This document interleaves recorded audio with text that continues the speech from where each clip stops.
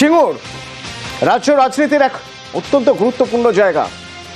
সেই সিঙ্গুরে ভোটের হাওয়া গরম। সিঙ্গুরে যাচ্ছেন মমতা বন্দ্যোপাধ্যায়। কবে যাবেন, কি কর্মসূচি জানবো। সোমরাজ হচ্ছে আমার সঙ্গে ফোনে। সোমরাজ, দেখো, আগামী 28 জানুয়ারি মুখ্যমন্ত্রী মমতা বন্দ্যোপাধ্যায় সিঙ্গুর যাচ্ছেন। মূলত সিঙ্গুরে প্রশাসনিক সভা এবং রাজনৈতিক সভা দুটি করতে পারেন বলেই এখনো পর্যন্ত প্রশাসনিক সূত্রে জানা যাচ্ছে।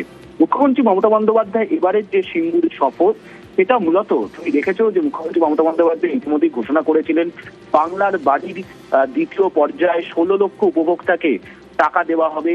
প্রথম কিস্তির যে 60,000 টাকা, সেটা সব ঠিকঠাক থাকলে সিঙ্গুরের মঞ্চ থেকে মুখ্যমন্ত্রী মমতা বন্দ্যোপাধ্যায় তুলে দিতে পারেন বলেই এখনো পর্যন্ত সূত্র মারফত জানা যাচ্ছে। পাশাপাশি সম্প্রতি প্রধানমন্ত্রী নরেন্দ্র মোদী এসে সিঙ্গুরে সভা করে গেছেন, তার পাল্টা হিসেবে মমতা বন্দ্যোপাধ্যায় সিঙ্গুর থেকে রাজনৈতিক সভাও করবেন।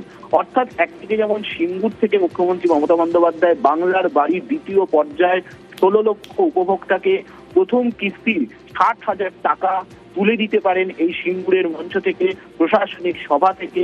অন্যদিকে প্রধানমন্ত্রী নরেন্দ্র মোদীর পাল্টা সভা হিসেবে রাজনৈতিক সভা মমতা বন্দ্যোপাধ্যায় করতে পারেন।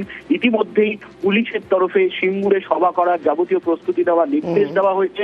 অন্যদিকে সাংগঠনিকভাবে সবার নির্দেশ বা প্রস্তুতি নেওয়ার নির্দেশ দেওয়া হয়েছে বেচারাম মান্নাকেও বলেও এখনো পর্যন্ত সূত্র মারফত জানা যাচ্ছে। ধন্যবাদ।